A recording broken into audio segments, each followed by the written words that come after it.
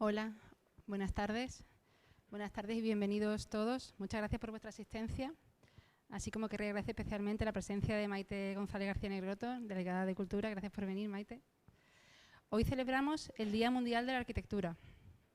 Para contextualizar este día y los actos de esta semana del Colegio Oficial de Arquitectos de Cádiz, haré un muy breve recordatorio del origen de esta celebración. En 1985, la Asamblea General de la Organización de las Naciones Unidas, atendiendo a una recomendación de la Comisión de Asentamientos Humanos, designó que el primer lunes de octubre de cada año sería el Día Mundial del Hábitat, con el objetivo de reflexionar sobre el estado de nuestras ciudades, al mismo tiempo que premiar organizaciones o individuos por su excelente contribución a la mejora de las condiciones de asentamientos humanos. En 1997, la Unión Internacional de Arquitectos, la UIA, decidió sumarse a esta iniciativa y también instituyó el primer lunes de octubre de cada año como Día Mundial de la Arquitectura, coincidiendo con el Día Mundial del Hábitat. Desde entonces, en esta fecha, se celebran varias actividades conmemorativas a escala mundial por parte de las secciones nacionales de la UIA, las agrupaciones profesionales de arquitectos y otras instituciones vinculadas con la arquitectura. El lema que presidirá el Día Mundial del Hábitat 2023 es Economías urbanas resilientes, las ciudades como motores de crecimiento y recuperación. Permitidme que lea el manifiesto que dentro de este marco temático el Consejo de la Unión Internacional de Arquitectos redacta bajo el lema Arquitectura para comunidades resilientes. Con ello se busca poner especial énfasis en la capacidad y responsabilidad de la arquitectura para crear vida comunitaria viable y abrir un debate internacional sobre la relación entre las zonas urbanas y rurales en todos los países. La expansión urbana descontrolada en todo el mundo amenaza el equilibrio ambiental, social y económico del planeta. Las crisis climáticas, la pandemia mundial y los disturbios políticos en muchos países han revelado desigualdades sociales, económicas y ambientales, que amenazan a comunidades de todo el mundo y afectan desproporcionadamente a los pobres y a los grupos marginados. El mundo enfrenta la difícil tarea de encontrar la mejor manera de responder a los desafíos climáticos y sociales actuales. Esto plantea la cuestión de la eficiencia y adecuación de los instrumentos de planificación convencionales para la organización de los territorios y la producción de una arquitectura ambiental y socialmente respetuosa. En el Día Mundial de la Arquitectura, la Unión Internacional de Arquitectos invita a las secciones miembros a continuar el debate sobre este tema y fomentar conceptos y políticas de planificación territorial y urbana, que permitan a los arquitectos desarrollar soluciones innovadoras y diseñar edificios y espacios públicos viables para comunidades resilientes, con el objetivo de humanizar a todos los tipos de urbanización, respetar el patrimonio cultural y restablecer la relación con la naturaleza y la biodiversidad. Tradicionalmente, el Colegio Oficial de Arquitectos de Cádiz conmemora la celebración del Día Mundial de la Arquitectura situando en torno a esta fecha las dos actividades de mayor peso cultural y colegial del año. La que nos reúne hoy, el conversatorio e inauguración de la exposición Casa de los Palos de Cádiz, así como la presentación del correspondiente catálogo, y otro acto el viernes 6 de octubre en la bodega de Barbadillo en Sanlúcar de Barrameda, en el que por un lado se hará entrega de la colegiación de honor a los arquitectos José Antonio Martínez La Peña y Elías Torres Tur, precedida por la laudatio pronunciada por Luis Clotet, 3 premios nacionales de arquitectura, y el acto homenaje a los compañeros que cumplen 25, 40 y 50 años en la profesión. Entrando ya en relación a la Casa de los Palos, que hoy conoceremos en profundidad, este supone el 5º episodio de arquitectura moderna de la provincia de Cádiz, sin duda una de las iniciativas más hermosas y transversales promovidas por nuestro colegio. Se trata de una labor intergeneracional que relaciona a los colegiados de diferentes generaciones y ámbitos profesionales, capaces de mostrar a través de su investigación y de sus diseños una mirada propia que contribuya a la difusión y el entendimiento de los valores del patrimonio moderno. Tiene en común con episodios anteriores precisamente esa mirada propia, puesto que son todos edificios que de forma sutil se han inmiscuido en las vidas de los ciudadanos que se han servido de ellos. Se trata de un patrimonio visual, familiar y social que ayuda en su conjunto a configurar una cultura colectiva. Termino con una cita de Freeman Tilden. La interpretación es el arte de revelar el significado del lugar a los visitantes, no limitándose a dar una información de los hechos. La información en sí misma precisa un proceso de análisis y de revelación en el sentido de quitar el velo, cuestión que trataremos hoy en torno a la Casa de los Palos. Gracias.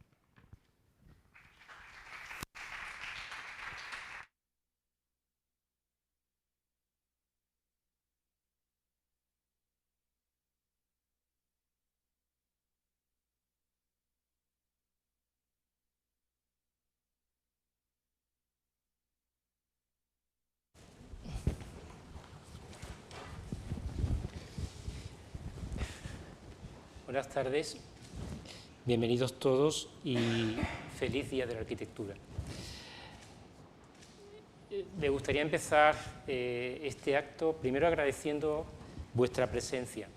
La sala está llena y para nosotros eso es un motivo de satisfacción y orgullo, y también dándole la bienvenida, que siempre se nos olvida, a un buen puñado de compañeros que están también siguiéndonos a través de streaming en directo. Bienvenidos ahí todos también al acto. Y bueno, qué mejor manera de conmemorar una efeméride como esta que celebrando juntos e intentando desvelar una arquitectura. Yo creo que existía, sin duda, un vacío en el entendimiento arquitectónico de este singular edificio, bautizado con el gracejo gaditano como la Casa de los Palos y proyectado y construido por los arquitectos Lucho Miquel y Antonio Viloria entre 1967 y 1970. Un edificio tantas veces objeto de rechazo y debate social por motivos comprensibles. Es un edificio que, debido al impacto que supuso su aparición en la ciudad histórica, en un momento en el que yo creo que no existía la sensibilidad en la sociedad y, por supuesto, en las administraciones en torno a la defensa del patrimonio histórico, que fue la razón por la que se permitió construirlo en ese momento. Os recuerdo que todavía no estaba en vigor el Plan Especial de Protección del Casco Histórico de Cádiz, que entró en vigor a comienzos de la década de los 80, y este edificio es posterior a la entrada en vigor de ese plan especial.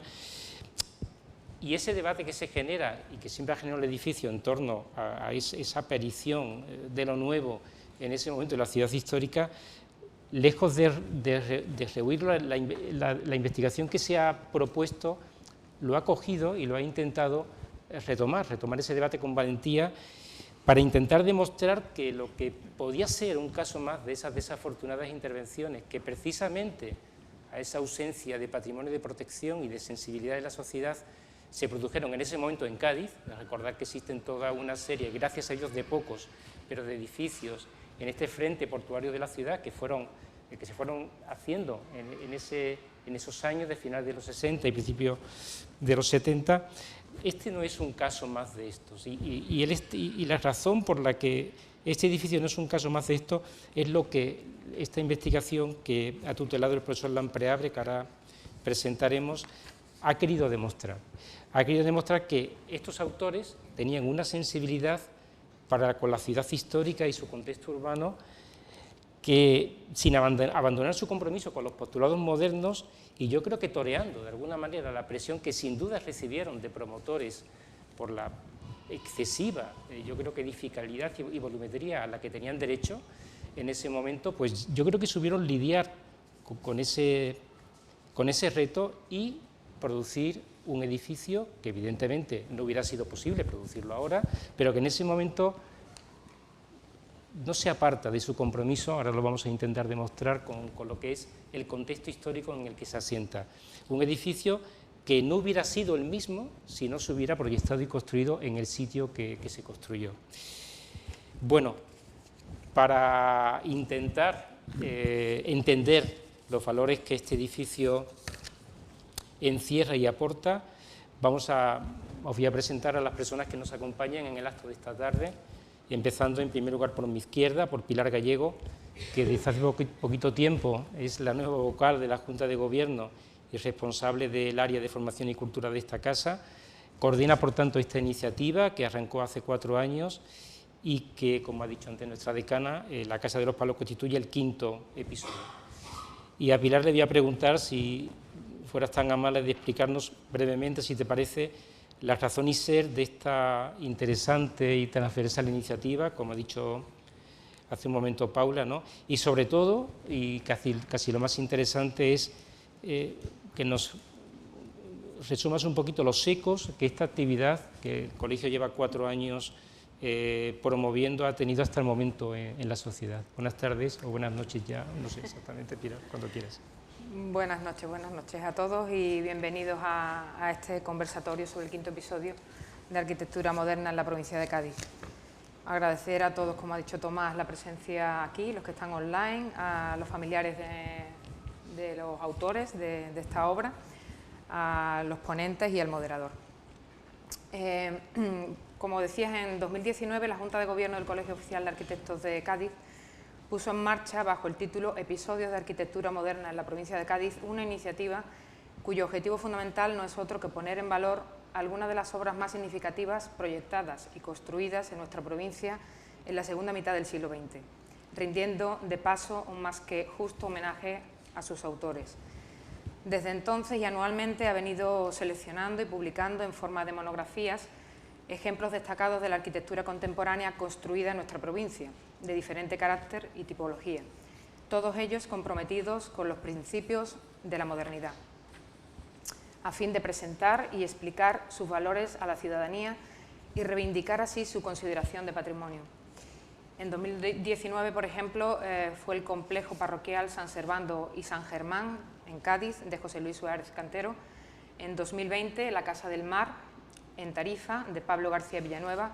En 2021, el Colegio San Juan Bautista de Jerez de la Frontera, de Vicente Masabeu Menéndez Pidal. En 2022, el Centro Cultural de Villamartín, de Pablo Fábregas Roca. La quinta entrega de esta colección, que ahora se presenta, constituye la primera obra de carácter residencial y es, como todos sabéis, la Casa de los Palos en Cádiz, de Luis Miquel Suárez Inclán y Antonio Viloria. Es importante resaltar que el proceso de investigación, este proceso de investigación y trabajo que requiere el estudio de cada episodio, desde el principio, el Colegio de Cádiz ha pretendido involucrar en la misma a sus colegiados, de manera que la puesta en marcha de esta iniciativa contempla, una vez seleccionado el edificio, la convocatoria de sendas becas de estudio dirigidas a ellos.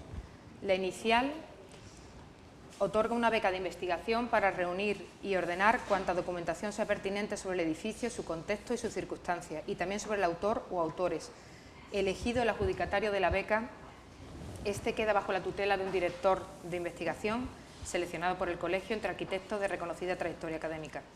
El segundo concurso persigue la elección también entre los colegiados de la mejor propuesta para exponer los resultados de la investigación. Que el ámbito geográfico sea el de nuestra provincia permite, como así ha sucedido, que la exposición que corresponda, la que corresponda en cada episodio, se desplace desde la sala de exposiciones de la sede colegial de Cádiz a la ciudad donde se ubica el edificio correspondiente para que pueda ser vista allí y explicados in situ sus valores. Todo ello siempre con un fin ilusionante, poner en relación, a través de una obra significativa de la arquitectura contemporánea de nuestra provincia, a colegiados pertenecientes a diferentes generaciones y ámbitos profesionales para que a través de sus exploraciones y diseños contribuyan a la difusión y el entendimiento de los valores del patrimonio moderno por parte de la sociedad. En este sentido, no queremos dejar de subrayar lo que ha pasado a ser nuestro orgullo, los ecos de esta iniciativa, como bien decías, Tomás. Sin duda, una de las iniciativas más hermosas y transversales que ha promovido este colegio. Constatado el buen estado de conservación con el que tanto el obispado de la comunidad marianista, o sea, como el obispado como la comunidad marianista mantienen respectivamente sus edificios, por un lado el Centro Parroquial San Servando y San Germán de Cádiz y por otro el Colegio San Juan Bautista de Jerez, esta iniciativa ha conseguido que otros de los dos edificios investigados con anterioridad, la Casa del Mar de Tarifa y el Centro Cultural de Villamartín, hayan logrado de sus objetivos, de sus respectivos consistorios, promover sendos proyectos de restauración y rehabilitación. La mejor evidencia ante sus conciudadanos del reconocimiento del valor de sus edificios y, por ende, del valor del patrimonio arquitectónico contemporáneo. En todo esto mucho ha tenido que ver la estrecha colaboración que desde el primer momento se ha establecido entre el colegio y los promotores de las obras. La presencia en los actos de inauguración de las exposiciones y en los coloquios organizados como complemento a las mismas de los alcaldes, concejales de los municipios donde se ubican estas obras, así como de los delegados territoriales de la comunidad autónoma, ha permitido que los políticos tomen conciencia del valor patrimonial de estos edificios, facilitando sobremanera tanto su colaboración en la itinerancia y estancia de las muestras en sus respectivas ciudades, como la difusión que ha permitido reunir el nutrido número de personas que ha acompañado los actos celebrados con este motivo en ellas. Buen ejemplo ha sido la reciente iniciativa llevada a cabo por el Ayuntamiento de Villamartín de aprovechar parte de los fondos europeos para rehabilitar y poner en uso, con fidelidad al proyecto, el primitivo salón de actos del Centro Cultural de Villamartín, empeño que ha hecho posible convertir en exposición permanente la muestra inaugurada en su día en las salas de exposiciones de nuestro colegio y que sin duda va a permitir a partir de ahora el mejor entendimiento de los valores de la obra por parte de los visitantes del centro. Esperamos con ilusión la continuidad de esta iniciativa con la próxima publicación por parte del Ayuntamiento de Tarifa de las bases del concurso de rehabilitación de la Casa del Mar, nuestra segunda monografía de los episodios de arquitectura moderna en la provincia de Cádiz. En esta ocasión, como ya sabéis, la Casa de los Palos de Cádiz, 1967-1970, proyectada y construida por los arquitectos Luis Miquel Suárez Inclán y Antonio Viloria García, constituye el quinto episodio de arquitectura moderna de la provincia de Cádiz. Sin duda, una obra singular que se descifra y desgrana en el riguroso trabajo de investigación llevado a cabo por nuestra compañera Carmen Machuca Macías, ganadora este año de la beca de investigación, convocada a tal efecto por el colegio y tutelada por el profesor de la Escuela de Arquitectura de La Coruña y colegiado de Cádiz, Ricardo Sánchez Lampreave, que ha permitido descubrir aspectos inéditos de la obra y acercarnos al contexto temporal y urbano en el que se construye. Asimismo, nuestra compañera Maripi Rodríguez Garrido, ganadora por su parte de la beca de imagen expositiva, convocada para este quinto episodio, ha sabido transformar en exposición, con sensibilidad y acierto, el resultado de la investigación a través de una sugestiva imagen gráfica, muestra que se inaugurará tras este acto y que permanecerá abierta al público hasta el próximo 1 de diciembre en las salas de exposiciones del colegio. A los tres, trasladarles nuestro agradecimiento y reconocimiento por el esfuerzo y dedicación demostrado durante todos estos meses de intenso trabajo. De igual modo, agradecer a todas las personas e instituciones que han contribuido de una manera u otra a hacer posible este nuevo episodio. Sin más, doy la palabra a los protagonistas de este conversatorio, que tienen mucho más que ilustrarnos sobre la Casa de los Palos y sobre sus autores.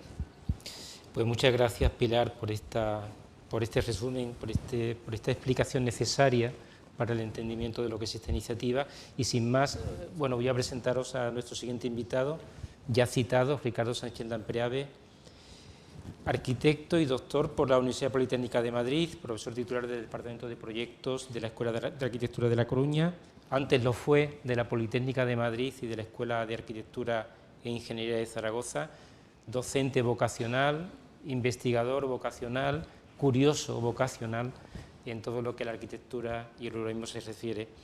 Simplemente por glosaros la personalidad intelectual de Ricardo, pensionado en la Academia de Roma, Española de Roma, entre otros cargos ha ostentado los de secretario de la Asociación de Historiadores de la Arquitectura y el Urbanismo, patrono de la Asociación Española para la Protección del Patrimonio Arquitectónico del siglo XX, director de la Fundación Miguel Fisac y, entre otros, autor de libros como Oiza, Ingenio de Diferencias, editado por esta casa, y comisario de diferentes exposiciones. Algunas de ellas hemos tenido la suerte de tenerlas en esta casa, como Lápices, ratones y brújulas, o Eduardo Torroja, Propuestas para la Bahía de Cádiz, o Reencuentros en torno a un centenario Bauhaus 1919-2019. La última de sus aventuras curatariales, diríamos, sería Antonio Palacios, El rumor de la historia, el ruido del tiempo, que se acaba de inaugurar en Madrid, una exposición a la que animo a todos los que podáis ir a verla, porque realmente se descubre, yo creo, que la figura de un arquitecto también desconocido, Antonio Palacios, del que este año creo que se conmemora los 100 años de su nacimiento y que va a ser objeto de diferentes homenajes y exposiciones promovidos tanto por el Colegio de Arquitectos de Madrid como por el Ayuntamiento o la Comunidad de Madrid, si no estoy mal informado. Bueno, Ricardo ha dirigido revistas de arquitectura de todo tipo, Bau, Varia, Arquitectura del COAN, Transfer, Formas, en fin. Y como editor ha editado también, pues seguramente algunos de los mejores libros que hemos tenido la suerte de tener entre las manos, como aquellos que el Ministerio de Fomento ha dedicado a los Premios Nacionales de Arquitectura, y también ha trabajado para otros organismos como la Junta de Andalucía, la Fundación Barrio de la Maza, la Universidad de Zaragoza o nuestro colegio del que eres, gracias a Dios, colegiado, que eso está muy bien.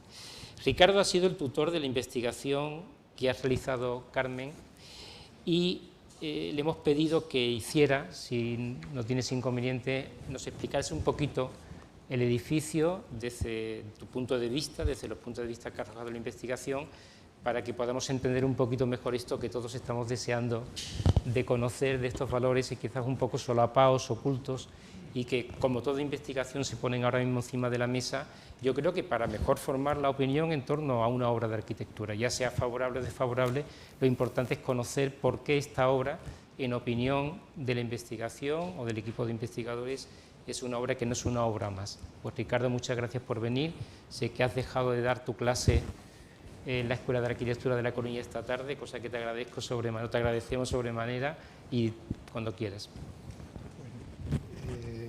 Muchísimas gracias. Tantas cosas te hacen pensar que los años pasan y pasan y pasan, esta acumulación de... En fin, nada, tengo que empezar agradeciéndoos a vosotros. ¿Se escucha bien? ¿Escucháis bien? No, ya me imagino. Súbete un poquito más el micrófono para arriba. ¿El micrófono? No, el micro, como dice eso. Si en algún momento veis, por favor, que no se escucha bien, hacérnoslo ver para que podamos corregirlo. No, ahora se te ha caído la esponjita, pero espérate un segundo. Ya lo he roto. Sí. ¿Sí? Vale. Si puede. Estos son los gajes del directo. Pero bueno.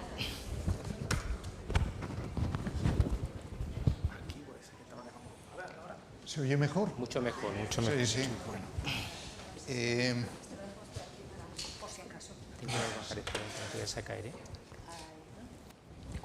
Nos decía, o empezaba a decir por lo menos cuánto estoy agradecido a vuestra confianza,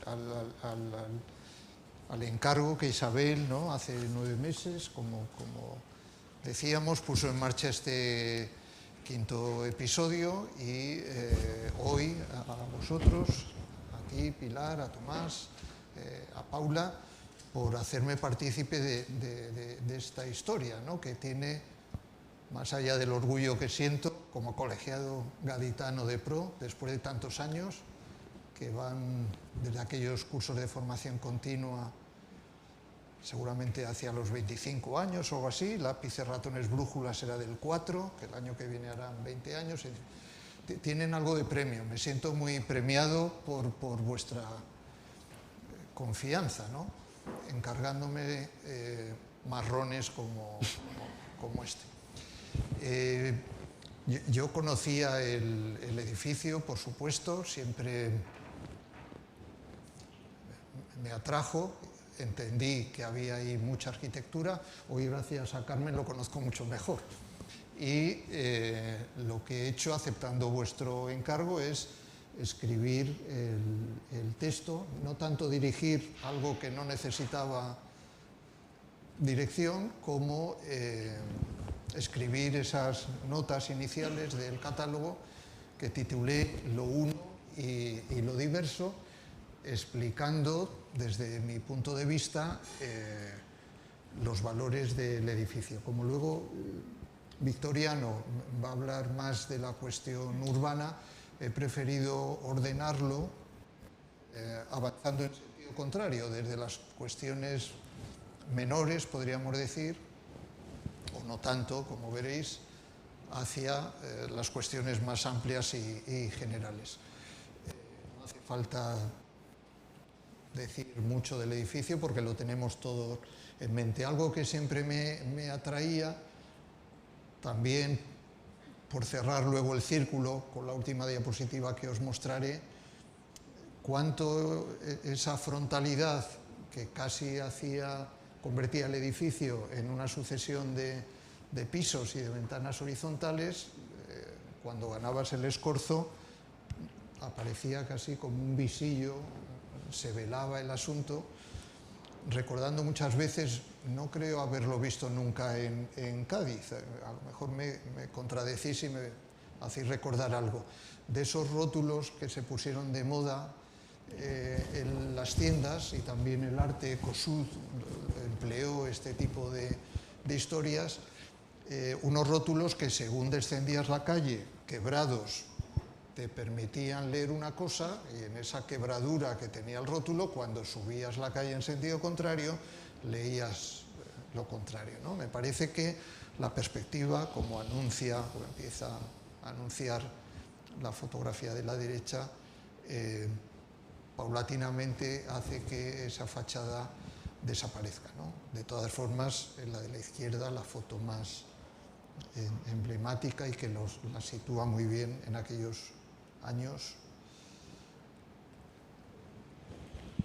Bueno, querría poner encima de la mesa dos cuestiones previas que me parece que podríamos coincidir todos en ellas, ¿no? Cuanto a la arquitectura, para empezar, es un arte posibilista. El mundo lo construye la tecnología, en la comida hemos comentado algo de esto.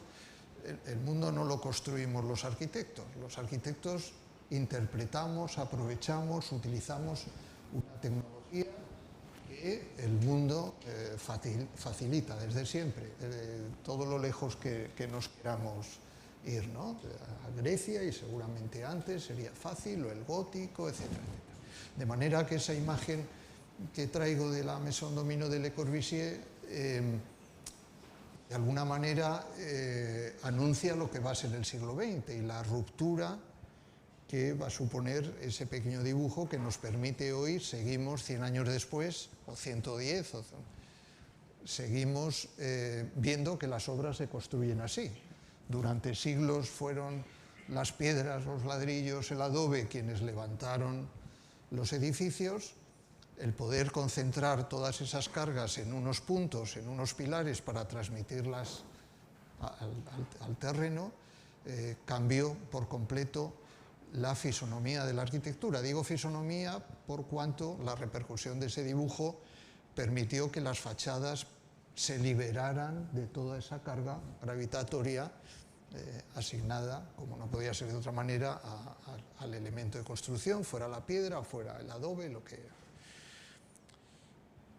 La segunda cuestión, y Paula en su texto, es decir, si la decana lo dice, entiendo que no es fácil de rebatir, Paula en su texto introductorio dice con toda la razón del mundo, y ahí está Troya como un mero recuerdo, que construimos sobre nosotros mismos, que las ciudades se construyen sobre sí mismas una y otra vez, ¿no? Por supuesto, Cádiz.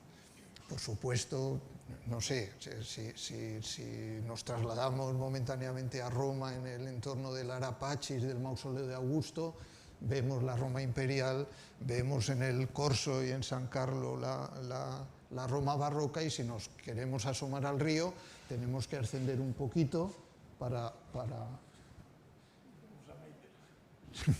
No, digo, el Arapachis, bueno, perdón, los esperones del río, para proteger aquella ría de finales del XIX, nos hacen elevar el Lungotevere, se eleva como en un tercer. La ciudad nos enseña y nos muestra este construirse sobre sí misma, ¿no? De manera que la arquitectura, y es lo que comparto y compartimos seguramente todos con Paula, se debe a su momento. Es nuestra responsabilidad, entiendo, interpretar la época, nuestro tiempo, para interpretar a un cliente determinado el mundo que tenemos. La Casa de los Palos. Para un madrileño de origen navarro, venir a Cádiz siempre tiene mucho de fiesta. Y el que a un edificio como ese, tan sesudo, tan preciso, tan culto, se le llama la Casa de los Palos, pues es bien llamativo, ¿no? Quería empezar con esta cuestión. La Casa de los Palos, porque tiene, como sabéis, esos elementos verticales que están permitiendo que los prefabricados de la fachada no se caigan. Si pensamos en las posibilidades que tenemos para construir sobre ese dibujo de Le Corbusier una fachada, Podemos apoyarnos en los forjados, podemos, como hace FISAC, buscar ese empotramiento. No es un prefabricado, es, como veis, su famoso hormigón tan flexible, tan maleable, ¿no? tan plástico, diría él. Buscamos el empotramiento para que ese elemento vertical quede fijado al horizontal, al forjado, o bien, como los Smithson, con mayor o menor retórica, aprovechan ese elemento vertical para resolver esos prefabricados que rehuyen la utilización de los forjados. Estamos en una solución, y hablando de retóricas, que la arquitectura más importante que podamos imaginar, ya hemos aludido a Le Corbusier, Mies van der Rohe, es verdad que no estructuralmente, con una retórica, con sus fachadas, unas fachadas que distribuyó primero por Chicago, por Estados Unidos, por Canadá, por Europa. Cuántas veces nadie acertaría de dónde es ese edificio, lo tenemos en tantísimas partes, ¿no? Unos edificios que en su caso investigaron y abundaron en la solución de esos palos, podríamos decir, aunque en Chicago no lo entenderían, esos palos que recorrían las fachadas de arriba abajo, incluso, como es en nuestro caso, interrumpiéndose al llegar a la planta baja y al contacto con la acera y las calles.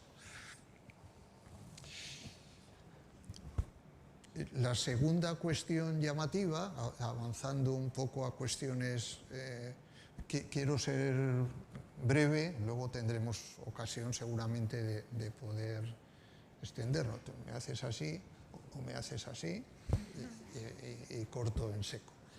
El de Cádiz no es un problema único. Hay muchas ciudades, Ámsterdam, también la almendra de Ámsterdam con los anillos de los canales, también tiene arquitectura moderna, podríamos decir, del siglo XX, con soluciones muchas veces atendiendo a la respuesta que requiere una ciudad histórica con unas condiciones muy precisas, y aparecen soluciones. Traigo esta para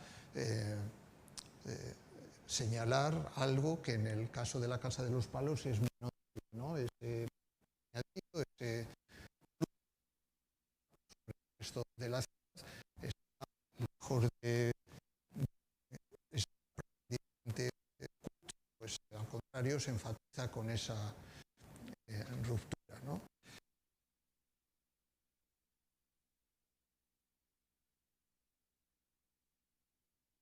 No sé si es que tienes el micrófono un poquito daleado. Si no te importa, por si acaso.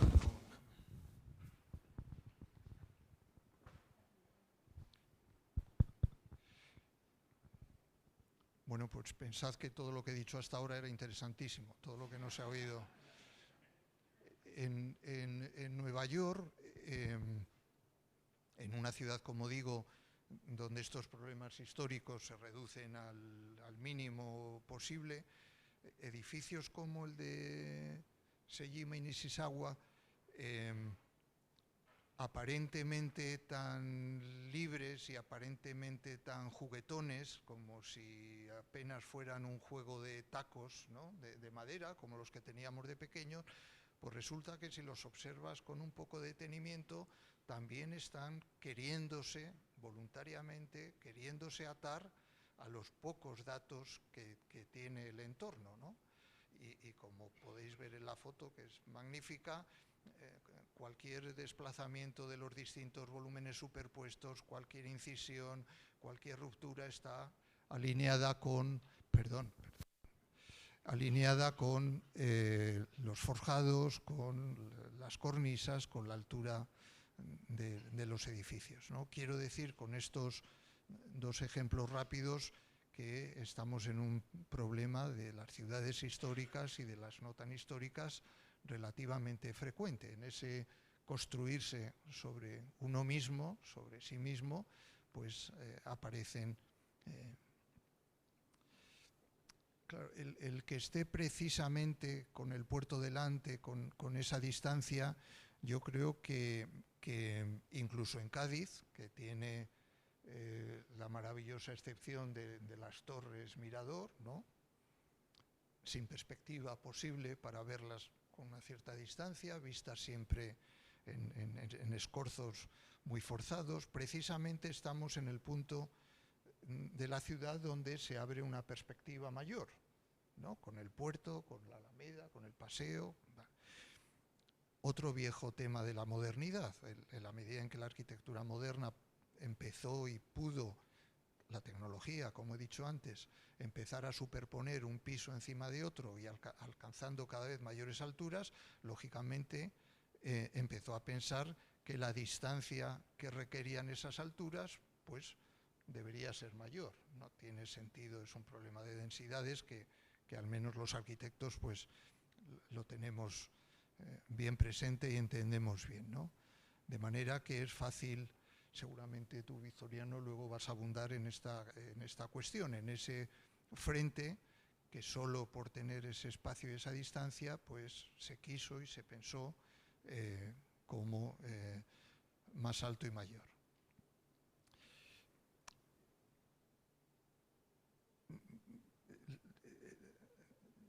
La arquitectura se construye con ideas. Antes he mencionado granito, ladrillo, adobe, el hierro. La arquitectura se construye con ideas. Estamos en la posguerra, después de la guerra mundial, las ciudades, y empezamos en Londres, están empezando, intentando reaccionar. Hay una nueva sensibilidad, hay una nueva generación de arquitectos que entiende que incluso sus maestros, incluso Le Corbusier, merecían una contestación. El mundo había cambiado de una manera radical y no cabía pensar en seguir haciendo la arquitectura con los supuestos anteriores a la guerra, con la Carta de Atenas, etcétera, etcétera, ¿no? Tres imágenes que pretenden, no quiero en absoluto, al contrario, me gustaría que tuviéramos un conversatorio sencillo, sin recurrir a cuestiones más complejas, ¿no? Pero me parecía que en el Colegio de Arquitectos la mayoría de nosotros pues podríamos recordar estas imágenes y entenderlas bien, ¿no? Los Smithson, Oiza, corrigiendo a Le Corbusier, intentando que el corredor central de la unidad de habitación de Le Corbusier, la de Marsella y tantos otros, que en vez de fuera un corredor sin luz, oscuro en el centro, Oiza desplazándolo, como veis en el dibujo superior derecha, desplazándolo hacia la fachada para poder tener luz. La idea de la calle aérea, la idea de la calle compartida, la idea de la galería, como vamos a ver en la Casa de los Palos, ¿no? Y un poco después, pues Stirling, en Runcorn y en tantos otros proyectos, como veis en el croquis de la derecha, pues buscando y abundando en este tipo de soluciones. Quiero terminar esta primera intervención con una cuestión que se entiende muy bien si miramos un poco más lejos, ¿no? La tecnología construye el mundo. Sabemos que a finales del siglo XIX el modernismo, el Art Nouveau, fue el canto de cisne de unos sistemas de producción agotados. Los artesanos, los joyeros, los vidrieros, los ebanistas, quienes queramos, apuraban sus últimos años, porque la revolución industrial, el siglo XIX, había cambiado el mundo. La edad de la razón, la Ilustración, nos ponía en el camino de un mundo absolutamente distinto. Las artes que habían durante siglos acompañado a la arquitectura, sumándose a la arquitectura, la escultura, la pintura, las artes aplicadas, ganan con la abstracción de los nuevos lenguajes una autonomía que les permite ponerse por delante de la arquitectura.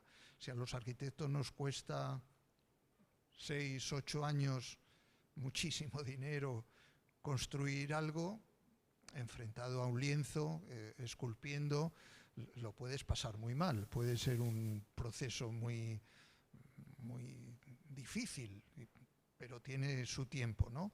De manera que las vanguardias empiezan un siglo, y esto es lo que pretenden mostrar estas imágenes, las vanguardias artísticas empiezan un siglo en el que el arte, los artistas empiezan a ofrecer a la arquitectura también imágenes e ideas, como he dicho, ideas para construir.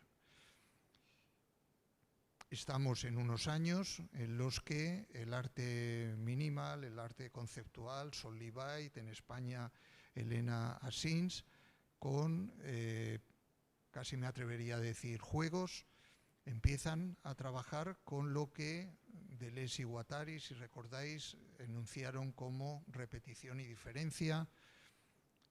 El hijo de Guillén, Claudio Guillén, el comparatista literario de literatura, enunció como lo uno y lo otro. El problema de lo local frente a lo universal, de lo particular frente a lo general. Entiendo, y esta es la última, una obra de Elena Asins, la portada del catálogo de esta exposición. Espero que os hayáis fijado en las fechas, coinciden todas, son los años del edificio de Viloria y de Miquel. Son los años, como digo, en los que el arte está suministrando, los artistas siguen suministrando, creo que pasa, que sigue pasando con esa mayor facilidad y economía de medios, imágenes a un mundo de la cultura arquitectónica que creo que se sirve de ellos, ¿no? De manera que, en resumidas cuentas, la razón constructiva, estructural de los palos, asociada a los prefabricados, asociados a métodos, como digo, industriales, más baratos probablemente, son cifras que se podrían constatar, más baratos que una construcción más manual, un ladrillo encima de otro o algo parecido. La cuestión del volumen, siempre he pensado que es un edificio cosido, y el trabajo de Carmen lo demuestra, cosido perfectamente al entorno, a los edificios que tiene alrededor, con un detalle muy inusual que explico en el texto y que me parece que delata la conciencia y las intenciones de los arquitectos. Los arquitectos sabemos bien que cuando se cruzan dos calles distintas, normalmente, yo no conozco ningún otro caso, la normativa permite que la altura que consiente la calle mayor se admita con una cierta profundidad sobre la calle pequeña, ¿no? 12 metros o 20, los que sean. De este edificio siempre me llamó la atención que opta por lo contrario. Resulta que la altura menor, la de la calle menor, es la que se dobla dando la fachada al puerto, lo cual deduzco que esa edificabilidad que podrían haber gastado doblando la altura mayor la reservan para ese suplemento en altura, ¿no? En una ciudad donde las Torres Mirador son una de sus maravillas, me parece que es una referencia más allá del adoptar las alturas de unos, de otros, etcétera, etcétera. Ese plus de la torre elevada me parece que hace al edificio absolutamente gaditano, ¿no? De momento esto es lo que puedo decir. Muchas gracias, Ricardo. Bueno, siguiendo el orden de la mesa, os presento a Victoriano Sainz Gutiérrez. Victoriano es arquitecto y doctor por la Escuela de Arquitectura de Sevilla, escuela de la que es profesor titular del Departamento de Urbanística y Ordenación del Territorio. A mí me parece que Victoriano es un estudioso de casi todo lo que se pone por delante, no solo de los aspectos culturales vinculados al desarrollo de la cultura urbanística contemporánea, como podríamos entender que es su especialidad, sino que además este espíritu curioso e investigador al que aludíamos antes le ha llevado a explorar otros campos de la arquitectura. desde acercamientos a la herencia de maestros contemporáneos a incursiones en las arquitecturas de los siglos XVIII y XIX, como sus ensayos sobre el arsenal de la Carraca o los más recientes sobre las catedrales de Granada y Cádiz. Además de tutelar la investigación de que fue el episodio anterior, que ya lo citó antes Pilar, el Centro Cultural de Villamartín de Pablo Fábrega, y dirigir un buen número de tesis doctorales, ha publicado, entre otros, el proyecto urbano en España, Génesis y desarrollo de un urbanismo de los arquitectos, Aldo Rossi, La ciudad, la arquitectura y el pensamiento, Aldo Rossi Sevilla, el significado de unos viajes, y Pablo Arias y el urbanismo en Sevilla.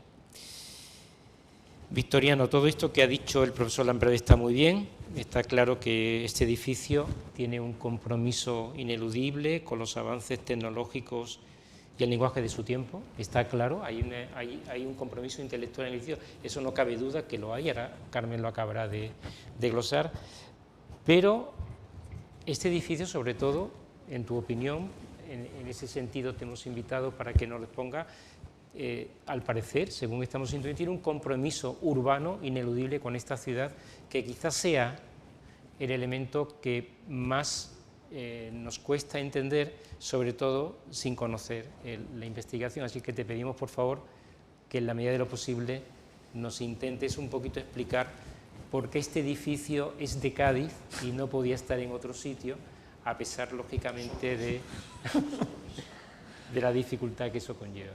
Gracias por estar aquí, Víctor, y también sé que has hecho un esfuerzo. Gracias a vosotros por la invitación. Como ya creo que pueden deducir, yo no he participado, en esta ocasión no he participado en el trabajo de investigación que se ha realizado por parte de Carmen Machuca con el asesoramiento de Ricardo.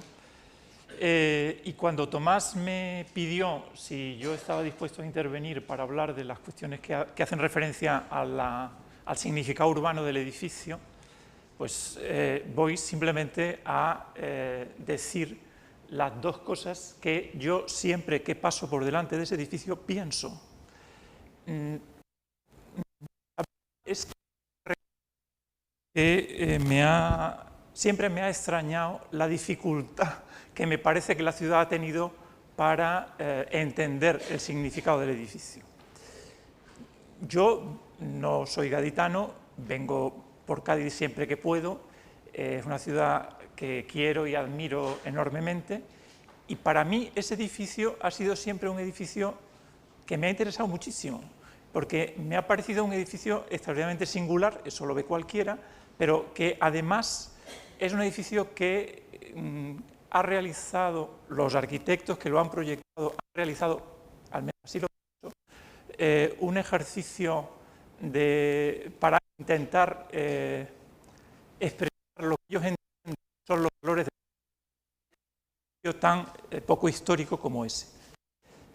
Me gustaría hablar de dos cuestiones. Una, en qué medida ese edificio se inserta en el sitio en el que se encuentra intentando jugar de la arquitectura del Centro Histórico de Cádiz, o sea, digamos, atender a lo urbano, pero en su significado local. Y luego me gustaría también explicar una segunda cuestión, porque siempre que paso delante de ese edificio no puedo evitar pensar en el que para mí, de la arquitectura internacional de ese momento, al que me remite ese edificio inmediatamente, que es un edificio de los Edison, ya han sido mencionados aquí antes, que se construye pocos años antes que este edificio y que creo que pone en juego valores muy similares, evidentemente con unas características distintas, pero similares a los que creo que encarna la Casa de los Palos. Bien, esas serían las dos cuestiones que yo intentaría brevemente exponer. Ya se ha dicho por Ricardo que las ciudades crecen sobre sí mismas como no puede ser de otro modo. Las ciudades son unos organismos vivos que necesitan cambiar con el tiempo. La ciudad de Cádiz, tal y como llega a comienzos del siglo XX, ahí tenéis la fachada del puerto a comienzos del siglo XX, cuando se construye, cuando se diseña y se construye el Paseo Canal,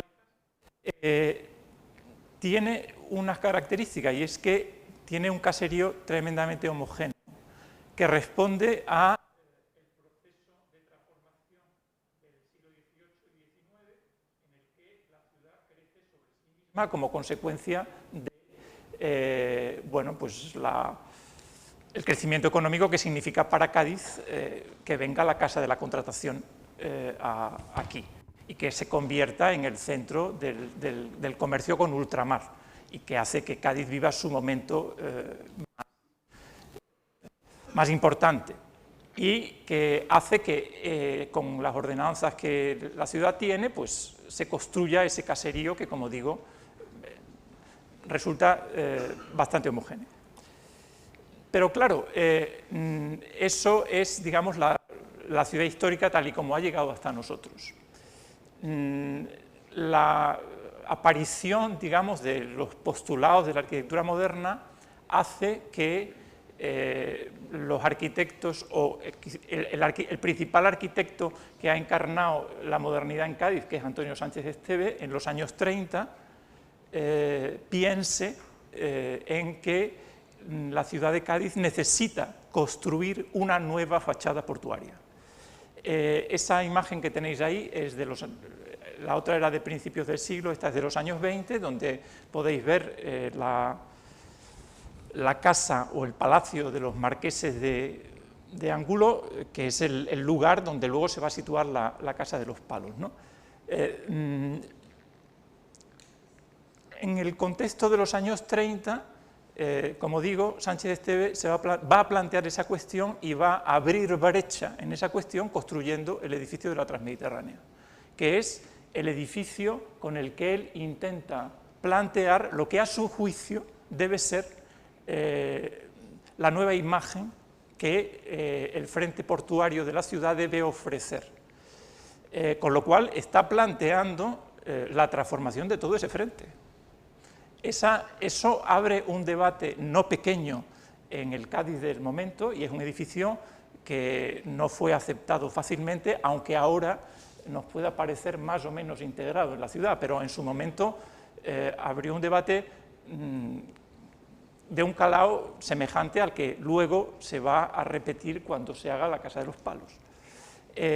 Lo digo porque me parece que no se puede entender la Casa de los Palos sin entender este episodio de la arquitectura moderna de Cádiz, que, como digo, es un nuevo punto de partida respecto de la reflexión de la modernización de la ciudad en un punto en el que quizá tiene una cierta lógica que eso se plantee por lo que se decía antes por Ricardo, que es la vista de la ciudad cuando llegas en el barco y que ofreces una perspectiva que seguramente admite esa diversa escala que Sánchez Esteve está planteando, una escala completamente diversa a lo que puede ser la escala del edificio de la aduana, que es, digamos, la escala de la ciudad del 18, ¿no?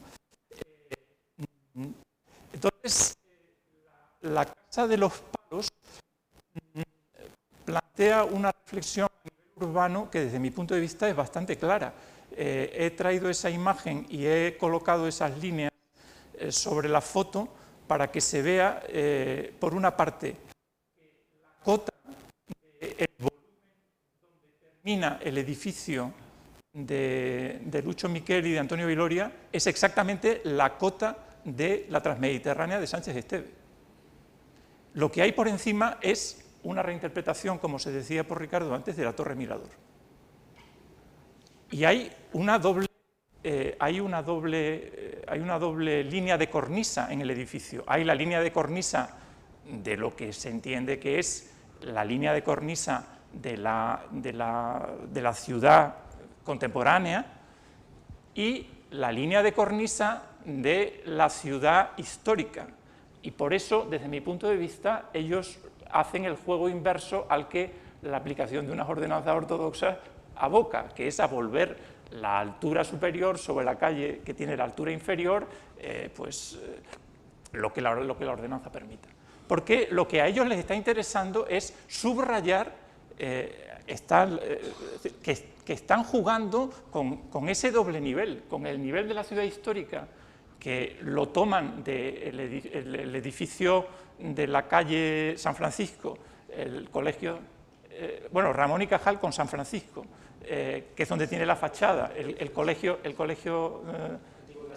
antiguo de las esclavas, y que esa cota, esa línea de cornisa es la que ellos vuelven sobre, que es por otra parte la línea de cornisa con la que enganchan en buena parte de los edificios de 5 o 6 plantas que ya se habían empezado a construir sobre ese frente, ¿no? Y lo que hay por encima de eso es la torreta. Ciertamente hay que decir, y ya ha sido señalado antes, que esta operación es posible porque se ha tirado el edificio de los marqueses de Angulo, cosa que se puede hacer en los años 60 con la impunidad que conocemos, que seguramente en otro momento eso en la actualidad desde luego hubiera sido imposible, pero tengo que decir que cuando se les encarga el proyecto a Lucho Miquel y a Antonio Viloria, lo que hay es un solar, y lo que ellos hacen es un proyecto en ese solar, con las ordenanzas de los años 60, que como ya se ha dicho no son las de los años 80, y que por lo tanto están jugando el partido que ha iniciado Sánchez Esteve en un contexto que es el contexto de abrir el frente de la ciudad moderna al mar. Eso nos puede parecer bien o mal, quiero decir, seguramente no nos parece bien que se tiren los edificios históricos, en fin, todo este discurso de defensa del patrimonio que ahora tenemos muy asimilado, pero que en los años 60 el planteamiento era otro y eso hace que ellos puedan hacer el edificio que hacen. Lo que estoy intentando es explicar cuáles son las claves urbanas que ellos entiendo que ponen en juego en ese edificio. Y no lo entiendo porque me lo imagine, lo entiendo porque ellos lo explican, y en la publicación lo tenéis, en el texto muy breve de su memoria. Dicen, teniendo en cuenta lo excepcional del solar, se ha proyectado el edificio con una composición singular, procurando conseguir la máxima esbeltez del edificio sin aumentar el volumen edificable. Así pues, se ha estudiado una distribución de volúmenes que amplía la perspectiva de la calle Ramón y Cajal y no altera la continuidad de la cota de cornisa de la avenida de Ramón de Carranza y dispone una altura de 6 plantas en Ramón y Cajal, altura que se conserva en una longitud de 9 metros en la fachada de la avenida, no en la otra, justamente para enseñar esa compatibilidad de las dos cotas de cornisa, la de la ciudad de Sánchez Esteve y de la ciudad histórica. El edificio, a partir de este punto, se eleva hasta la altura de 9 plantas y sobre este se alza una torreta de 4 plantas tratada como un volumen exento con 4 fachadas, es decir, una torre mirador, o una interpretación contemporánea de lo que es una torre mirador del centro histórico de Cádiz. Bien, pienso que una imagen como esa en Escorzo, que enseñaba antes Ricardo también, lo ilustra muy claramente, ¿no? Es decir, donde hay el juego de los 3 volúmenes, el volumen de la ciudad histórica, el volumen de la ciudad moderna y la torre mirador sobre ese volumen, ¿no?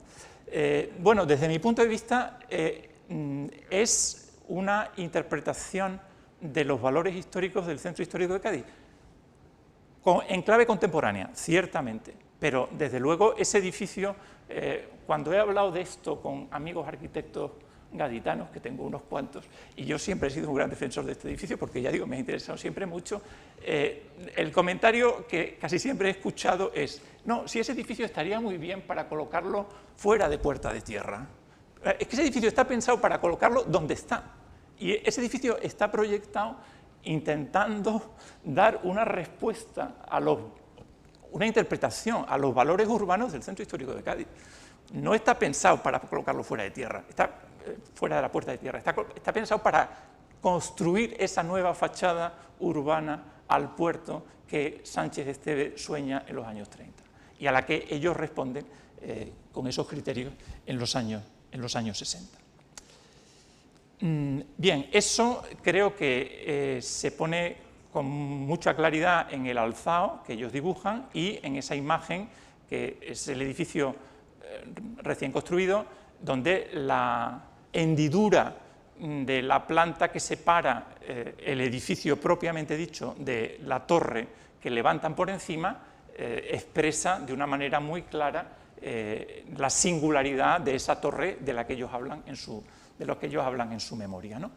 Bien, hasta aquí lo que yo querría decir sobre cómo el edificio se inserta bueno, hay un pequeño guiño que no se ha comentado y que sí me gustaría hacer referencia, porque el edificio está lleno de guiños a la arquitectura del centro histórico. Yo siempre he pensado que esa especie de basamento, que es la planta de entrada y la planta de las oficinas, juega con el basamento del edificio de al lado, que tiene 2 plantas de piedra pionera y después sube por encima, ¿no? Ese juego es el juego que ellos repiten en el otro lado. O sea, no están ignorando el sitio en el que están intentando interpretar en clave contemporánea los valores de la arquitectura del centro histórico de Cádiz en el lugar donde exactamente están situándose. Bien, esa sería la primera cuestión. La segunda cuestión es eso que decía, que yo siempre que veo ese edificio no puedo evitar pensar en el edificio que construyen los Smithson en la primera mitad de los años 60 como sede para la revista The Economist en Londres, que creo que es una referencia, o que puede ser una referencia útil, y por eso la traigo, para contextualizar la Casa de los Palos en los debates de la época, es decir, para explicar cómo sus arquitectos están intentando conjugar en Cádiz una serie de claves que son las que en ese momento están en el tapete de la arquitectura europea en la intervención en la ciudad histórica. La revista The Economist es una revista que tiene una larga trayectoria, que tenía su sede en una calle muy conocida de Londres, que es la St. James Street, que es la calle que va del Palacio de St. James a Piccadilly Circus y termina en la Clarendon House, es decir, entre 2 edificios históricos.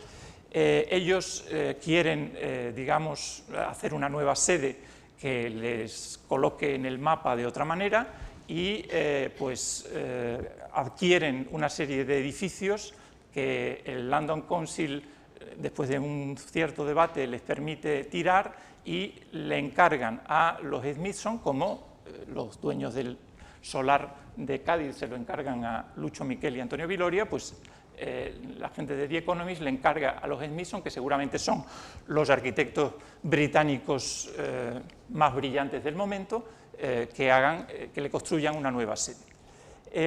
Evidentemente, el solar de los Smithson es un solar mucho más grande que el solar de aquí, pero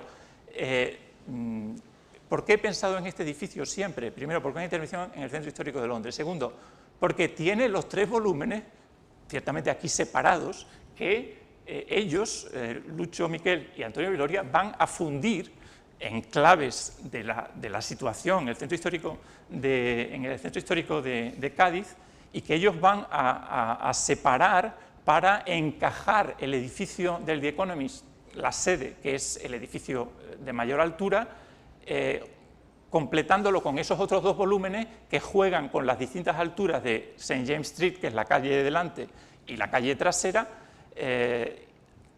adaptando nuevamente o adaptándose a la volumetría de la calle en la que se insertan.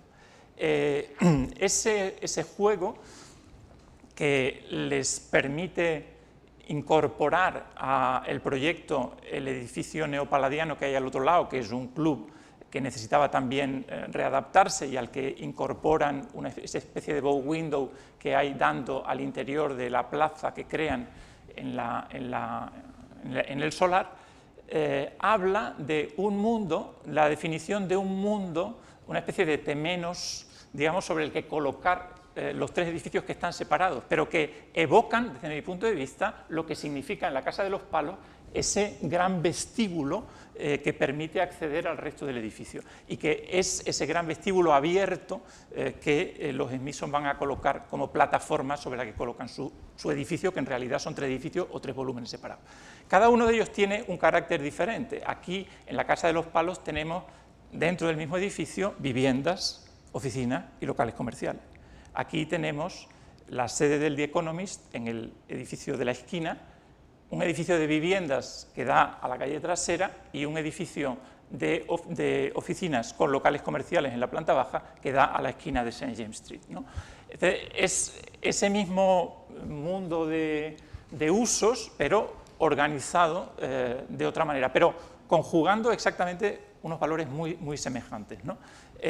Traigo ese dibujo de los muchos que los Smithson hicieron para definir el proyecto, porque ellos tienen una intención muy clara de el alzado a la calle St. James con el edificio histórico y su edificio. De hecho, me parece que es muy claro cómo la altura que dan a este elemento tiene que ver con la altura que tienen en este elemento, es decir, están intentando establecer una relación de este edificio con este edificio, algo parecido a lo que Lucho, Miquel y Antonio Viloria van a hacer con su propio zócalo del edificio, jugando con...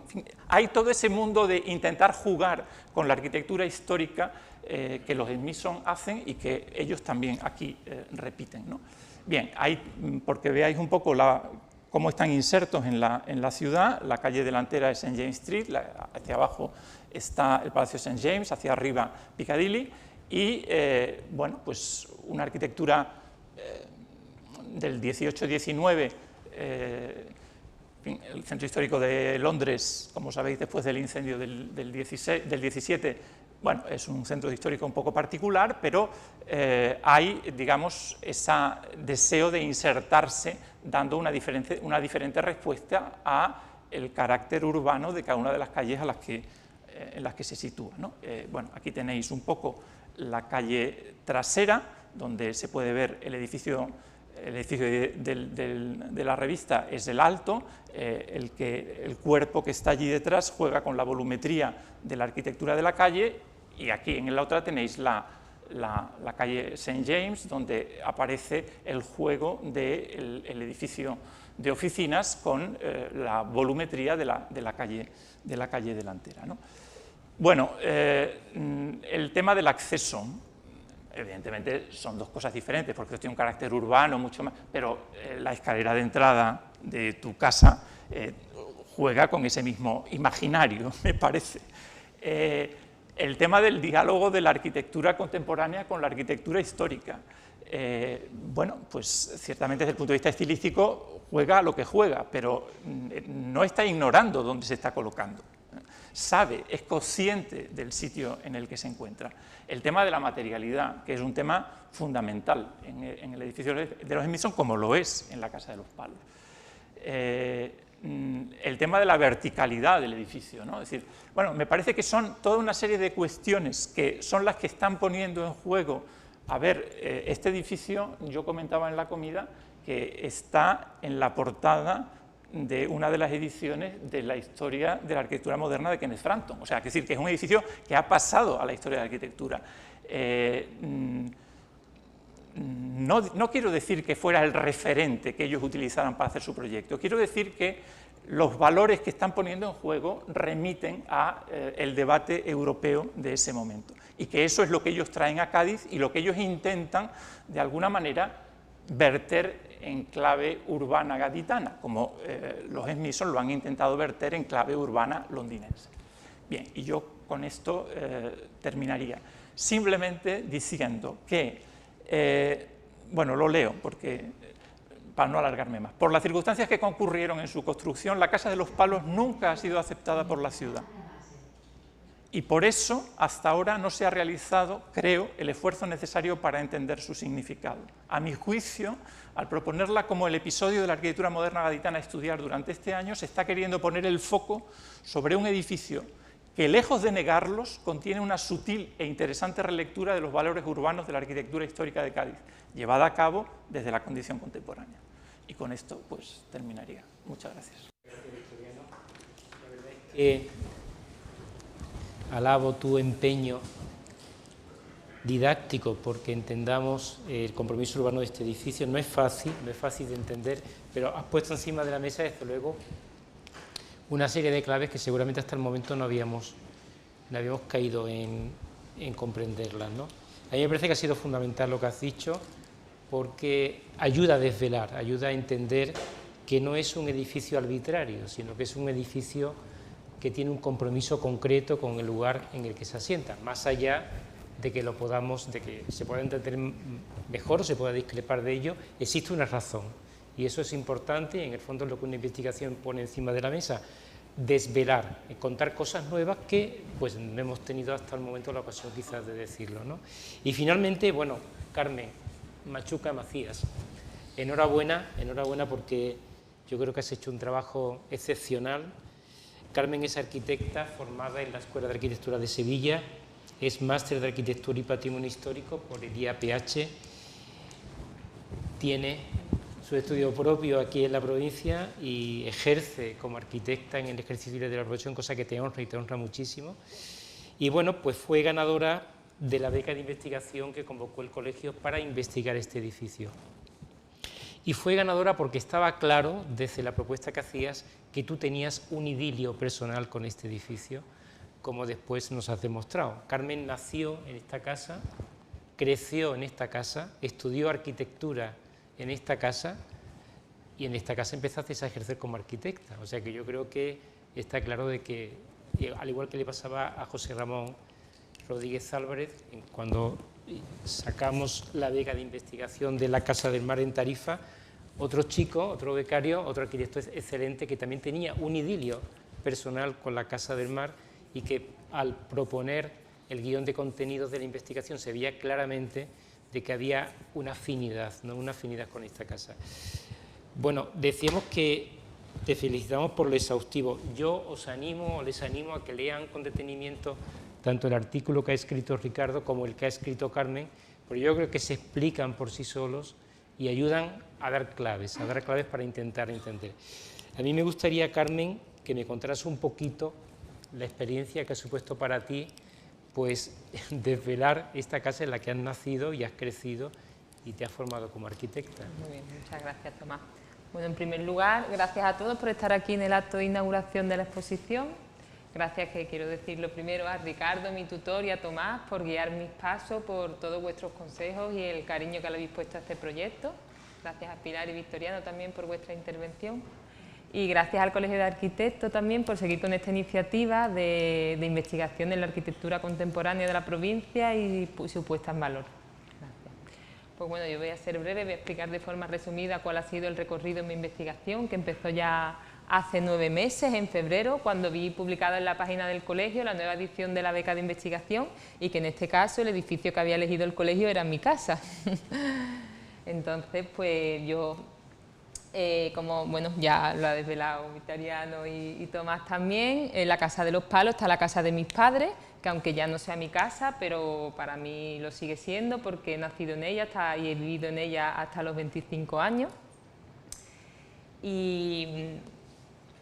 Hasta los 25 años, perdón.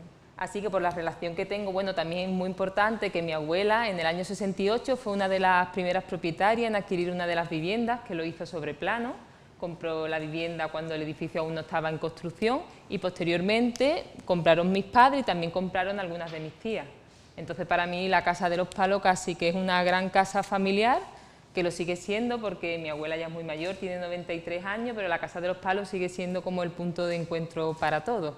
Entonces, por la relación personal que tengo con el edificio, no dudé en presentarme a la beca y fue para mí una satisfacción que el colegio decidiera que fuera yo la que tenía que desarrollarla, porque me parecía que era una investigación súper necesaria y también la exposición, porque al final creo que la finalidad de esto es que la gente conozca el edificio, un edificio que creo que es tan conocido y a la vez tan desconocido, porque creo que solo a través del conocimiento se puede llegar al entendimiento y el reconocimiento encima de un edificio que creo que siempre ha estado tan envuelto en el debate social.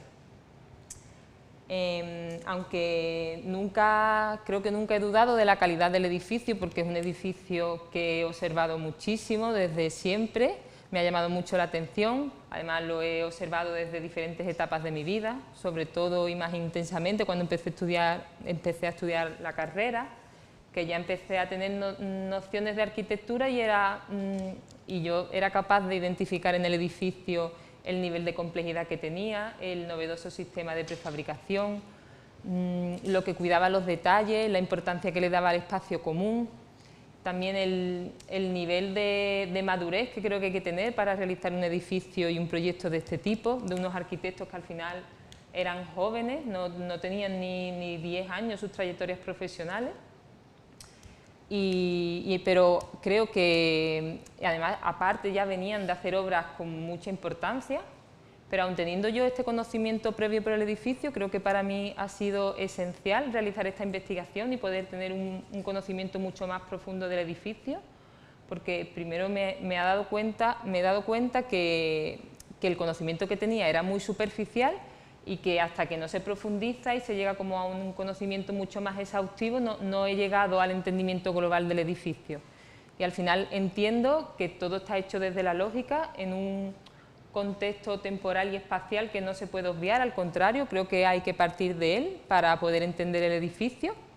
Y también creo que con la investigación no se intenta justificar, sino se intenta entender y conocer e identificar los valores que hacen de este edificio pues, bueno, un buen ejemplo de arquitectura contemporánea. También quería hablar, que además lo habéis comentado un poco, que recuerdo la primera visita que hicimos al edificio, que estaba Tomás, Ricardo, Paula, pudimos visitar la vivienda de mi abuela, que no por la facilidad, que era mi abuela y lo teníamos fácil, sino porque mi abuela creo que es la única vecina que conserva la vivienda intacta. En estos 53 años apenas ha hecho reforma, entonces se podían ver que conserva las carpinterías exteriores de madera, los alicatados que se pusieron en su día para los baños, los suelos, y creo que era un muy buen ejemplo para que ellos lo conocieran. Ese día también pudimos subir a la cubierta del edificio, que además subimos al volumen más alto del edificio, que ahí hay unas vistas impresionantes, que ya podéis imaginar, 360 grados de Cádiz, y allí recuerdo que me decía Tomás y Ricardo un poco lo que estamos hablando. Ellos me decían: Carmen, aquí hay que entender qué hicieron estos arquitectos tras un encargo tan ambicioso, con un programa tan grande, en un momento en el que las ordenanzas no limitaban como limitan actualmente gracias a la protección del casco histórico. En definitiva, ¿qué hicieron teniendo estas premisas de partida? Y también me decía Tomás, que lo han vuelto a comentar ahora, decía: si este edificio pues no estuviera aquí, estuviera por ejemplo en la avenida, en Extramuro, o no se hubiera hecho en ese momento, sino 10 años antes o 10 años después, no sería el que es. Entonces a mí esas preguntas y esas afirmaciones fueron como el punto de partida para mí en la investigación, preguntas que además no me había hecho nunca, y he sacado la conclusión, creo que la conclusión es porque he sido más gaditana que arquitecta quizás, y al final vengo de una familia de Cádiz de toda la vida, de Cádiz además, como se puede decir, que han vivido siempre en el centro histórico, que mi abuela además es una persona, además han vivido siempre en fincas típicas gaditanas. A mi abuela siempre le ha encantado contarme cómo eran las cosas antes, cómo eran las calles, los establecimientos, la forma de vida, y al final pues creo que yo también he estado siempre inmersa en ese debate social que ha generado la construcción de este edificio, pero gracias a la investigación me ha permitido, pues, sobre todo entender más claramente lo que ya entendía y entender lo que no entendía. Entonces, por eso me gusta compartir mi experiencia personal, porque creo que esta investigación ha servido pues, para que yo tenga este conocimiento mucho más profundo del edificio. Tenía un poco también hablar un poco de la estructura que ha tenido la investigación en este recorrido, que la planteé en 3 bloques. Un primero, que fue un estudio del contexto espacial y temporal en el que se inserta el edificio, que comenzó con una primera visita al Archivo Municipal Histórico. Allí pudimos localizar el expediente del edificio. En el expediente estaba el proyecto completo, que ya había sido facilitado por el Colegio de Arquitectos, pero en este caso tenía también acompañado de todos los documentos administrativos del proceso de la licencia. Entonces la idea era un poco estudiar la transformación del frente portuario que ha tenido en estos años, porque quería como visualizar esa imagen del frente portuario en los años 70, no solo esa concretamente, sino también de dónde venía Cádiz y hacia dónde iba. Para ello localicé también los expedientes de todos los edificios que se fueron construyendo a partir de los años 30, que comenzó con el Cine Gades en el año 1932 por el arquitecto Antonio Sánchez Esteves, que fue como el primer exponente de arquitectura racionalista en el frente portuario, y a partir de ahí pues se fueron sucediendo edificios Transmediterránea, Trocadero, Fénix, hasta llegar a la imagen de 1970, que además al final la construí de la forma más realista posible. Me levanté el alzado al final de la avenida, que pensaba que iba a cortar en Transmediterránea, Cinegades, pero al final vi que tenía que llegar hasta el Trocadero porque todo era importante. Entonces sabía que a partir de esa imagen íbamos a establecer relaciones y conexiones y íbamos a entender la conexión de ese edificio con el entorno.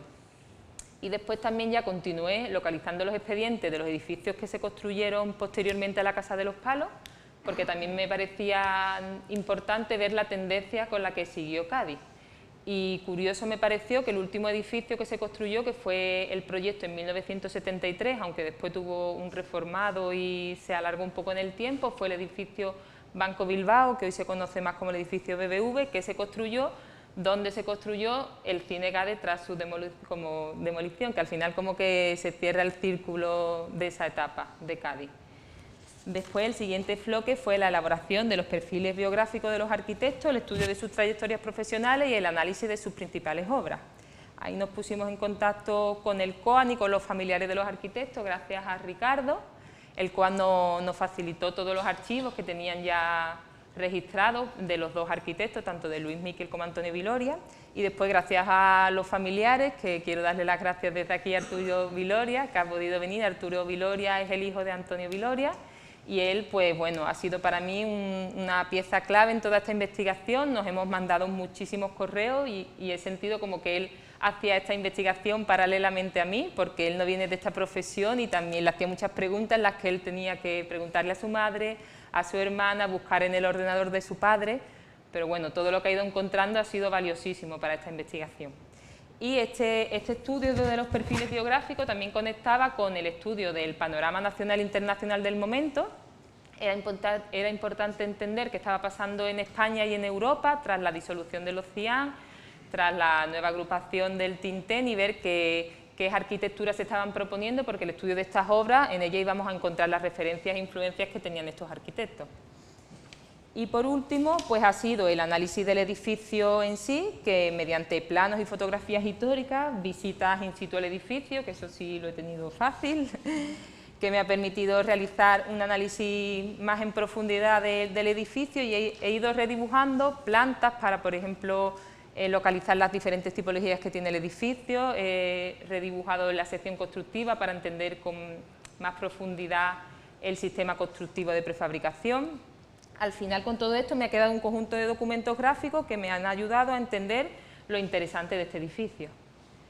Y ya el final de todo esto ha sido la exposición, que he trabajado con Maripi. Para mí ha sido un regalo trabajar con ella, que hoy no está aquí, pero yo le doy las gracias por todo lo que ha hecho, que creo que ha quedado una exposición muy bonita, que espero que os guste y os ayude mejor a entender el edificio, que realmente de eso se trata. Y para terminar, quiero leer una cosa que para mí es como el último párrafo que he escrito en el texto de la publicación, que para mí resume muy bien pues, lo que para mí significa el edificio. Estoy segura de que a Luis Miquel y Antonio Viloria les gustaría saber que las galerías acristaladas que proyectaron se siguen utilizando, que las supieron entender bien quienes venían de las fincas típicas gaditanas con balcones y cierros. Después de más de 50 años, mi abuela sigue ahí sentada, ya sea por la mañana o por la tarde, dependiendo de la estación, viendo a sus hijos, nietos y bisnietos llegar y partir, igual que lo hacen los barcos en el puerto. Gracias.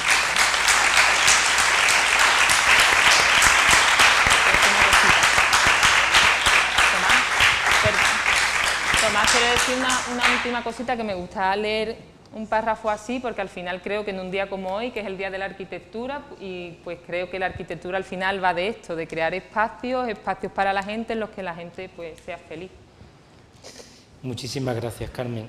Bueno, yo no quiero robarle ni un minuto más al debate y a las personas que quieran intervenir, a las que animo desde aquí, también a las personas que nos siguen a través del streaming. No quiero olvidarme de darle las gracias a mi querida compañera Silvia Canosa, que es la responsable de legados del Colegio de Arquitectos de Madrid, que tanto nos ha ayudado y sé que nos está siguiendo. Y bueno, quien quiera tomar la palabra, nada más que tiene que levantar la mano y se le irá dando por turno. Juan Jiménez Mata, por favor, Juan.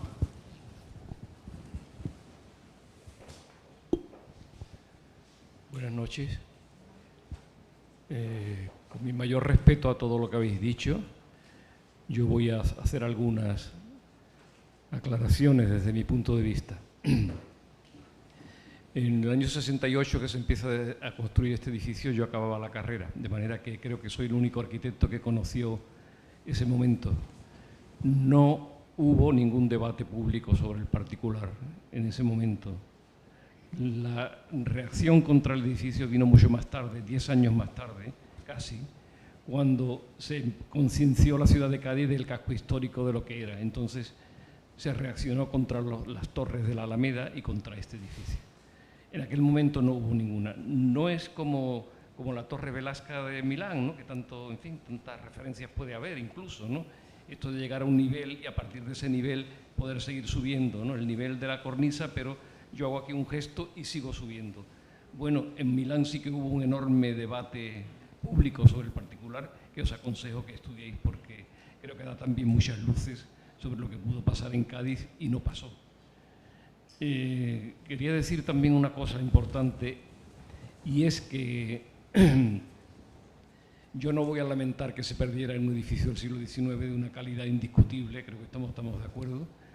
Yo no sé cómo se puede hablar de la inserción de un edificio como este en un parcelario histórico como el de Cádiz, tampoco quiero hablar sobre ello, pero sí quiero decir una cosa, este desmesurado volumen no es acorde con las ordenanzas que estaban entonces en vigor, ni mucho menos. O sea, se está diciendo, y hoy en el Diario de Cádiz lo dice, el volumen es desmesurado, pero que responde a las ordenanzas. No. El plan del 50 señalaba 6 plantas, el plan del 50 que hizo la Dirección General de Arquitectura después de la explosión del 47, etcétera, etcétera. El plan del equipo de Vitagor, que era bastante correcto ese plan, y que aquí en Cádiz se ignoró con bastante firmeza. Ese plan señalaba 6 plantas en el borde del casco histórico, en todo el borde del casco histórico. El Ayuntamiento de Cádiz, que quería aumentar las edificabilidades, sobre todo en Puerta de Tierra, en el año 64 hizo no un plan, sino unas ordenanzas que yo recuerdo que Carlos Solís le llamaba las ordenanzas de andar por casa, que son las que se aplicaban, donde multiplicó las alturas, sobre todo en Puerta de Tierra, pero curiosamente en el borde del casco histórico admitió 7 plantas. Eso es lo que estaba en vigor cuando este edificio se proyecta, se le da licencia y se construye. Lo que pasa que, en fin, el Ayuntamiento de Cádiz ya sabemos en estos años cómo andaba, o sea que se aprobaba todo lo que era importante para la ciudad porque era un movimiento económico y demás. Yo solamente quería decir esto. Muchas gracias. El micrófono. Bueno, os animo a que quien quiera seguir manifestando su opinión, levante la mano, intervenga. A mí me gustaría, mientras que os animáis, pedirle a Arturo Viloria, que nos acompaña esta tarde aquí, hijo de Antonio, que nos contaras un poquito algo de tu padre, ¿no? De tu padre, que bueno, que conociste, nosotros no tuvimos, al menos creo que ninguno de los que estuvimos aquí tenemos la oportunidad de haberlo tratado, pero sí tienes unos recuerdos acerca de, sobre todo del carácter y de la manera en que tu padre tenía la manera de entender la arquitectura contemporánea. Si eres tan amable, Arturo, y gracias por venir, también a ti, Paloma. Bueno, lo primero, muchas gracias al Colegio de Cádiz, a Ricardo, a Carmen, a todos, a Tomás, a la decana. Para mí es un gran placer estar aquí, me es muy reconfortante. Yo de mi padre pues recuerdo una gran pasión por la arquitectura. Yo en la comedia lo comentaba, que iba paseando con mi padre a lo mejor en el último año que estaba en silla de ruedas y siempre iba fijándose en los espacios urbanos, en si le gustaba, si no le gustaba, una estética muy desarrollada y siempre preocupado por si los espacios urbanos funcionaban, no funcionaban. O sea, yo creo que mi padre tiene una vocación clarísima con la arquitectura. O sea, que hoy en día quizá a mucha gente no encuentra tan fácilmente su vocación, pero él tenía súper clara su vocación y siempre pues, bueno, tuvo como unos criterios que a veces le llevaron a enfrentarse o a innovar y a veces tuvo problemas precisamente por mantener sus principios, y en este sentido yo creo que él siempre fue muy fiel a sus principios, y eso a veces le llevó a, pues bueno, a encontrar ciertas confrontaciones, ¿no? Pero bueno, pues creo que era como arquitecto una persona con una gran integridad. Y eso. Gracias a vosotros. A mí me gustaría que alguna de las personas que habitan esta casa pudiera contarnos algo de lo que significa para él pues esa experiencia diaria, ¿no? Y no sé, y también al mismo tiempo si lo que se ha contado aquí les ha servido para entender mejor la casa en la que viven, ¿no? No sé si alguien, Juan, tú que eres el presidente, no te quiero poner ningún compromiso, pero bueno, alguien tiene que dar un paso al frente, que mejor que el presidente. ¿Puedes pasarle, por favor, el micrófono? ¿Cuánto tiempo lleva viviendo en la casa, Juan? No, bueno, nosotros fuimos a la casa también como tu abuela al principio. Es decir, que llevamos en esa casa, vamos, mis padres han estado en esa casa toda la vida. Y al fallecimiento de mis padres la hemos dividido y seguimos viviendo una hermana mía y yo. Nosotros en la casa, bueno, pues al principio, si os digo la verdad, yo tenía 12 años o 13 años la primera vez que fui, y a mí me daba, ver esa entrada tan gigantesca, me daba un poco de vergüenza, de verdad, porque decía, tú estás acostumbrado a las casas puertas de Cádiz, que entraban, ¿no?, a tu patio, y eso en el fondo el patio estaba integrado, entonces a mí me daba, lo digo de verdad, me daba vergüenza, yo decía, esta casa, ¿para qué esta entrada tan grande? Luego la he ido apreciando, y bueno, la casa está, vamos, nosotros, ¿qué te vamos a decir? Nosotros, igual que Carmen, hemos vivido allí y es nuestra casa también, ¿eh? El que hemos oído de toda la vida, pues que sí, viví en la casa más fea de Cádiz, que sí, bueno, eso lo hemos oído toda la vida. Nosotros la defendíamos no porque fuera bonita o fea, sino porque era la nuestra, vamos, no era por nada.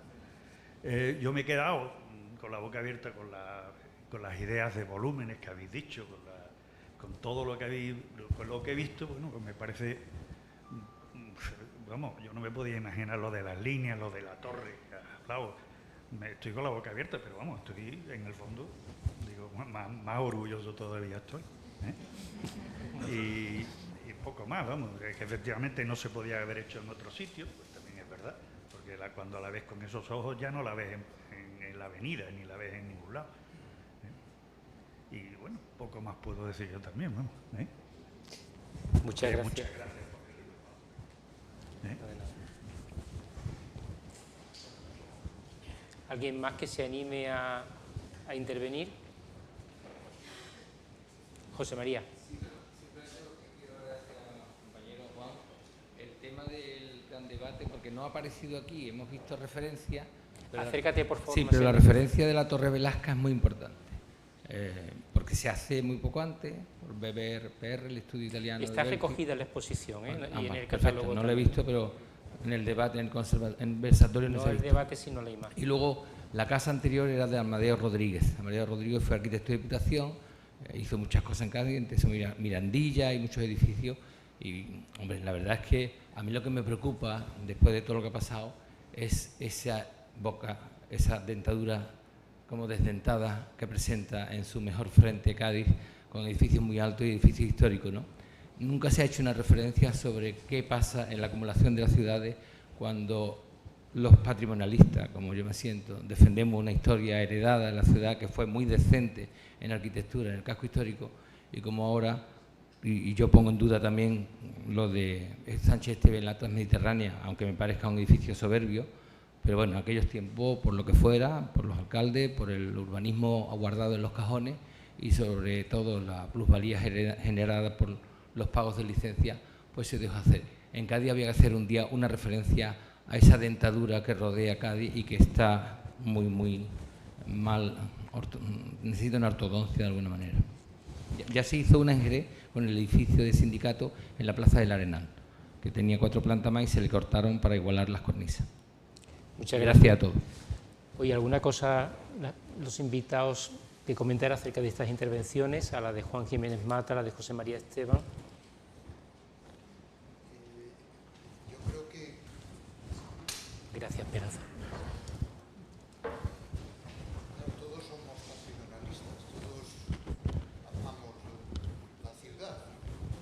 No sé si funciona, Mau, ese micrófono. Súbetelo ahora. Sí. Perfecto. No. Soy yo el que lo estropea. Mira a ver si con ese va mejor. Vamos por el tercero. Yo creo que son cuestiones que en Cádiz son especialmente difíciles. Una ciudad en ese sentido peor o con una historia más variable, pues seguramente admite estos episodios, por controvertidos que sean, pues con más facilidad. La uniformidad de Cádiz dificulta sobremanera estas cuestiones. A mí lo que me cuesta entender es que en favor de ese patrimonio debamos renunciar a seguir construyendo sobre la ciudad. Es más, me parece que con pocos casos lo ha hecho Cádiz. Y Sánchez Esteve y el Palillero hablábamos en algún momento ayer, no recuerdo, ¿no? Y náutica. Sí, con más o menos dificultad, pues se han admitido, ¿no? Esas arquitecturas nuevas que rompían la uniformidad de la ciudad existente. La intervención de Juan me ha recordado episodios sangrantes de Madrid. Son discusiones diferentes. La Torre de Valencia, que construyó Carvajal en la perspectiva de la Puerta de Alcalá, fue una cacicada política que rompía esa perspectiva, etcétera, etcétera, etcétera. Es una torre soberbia.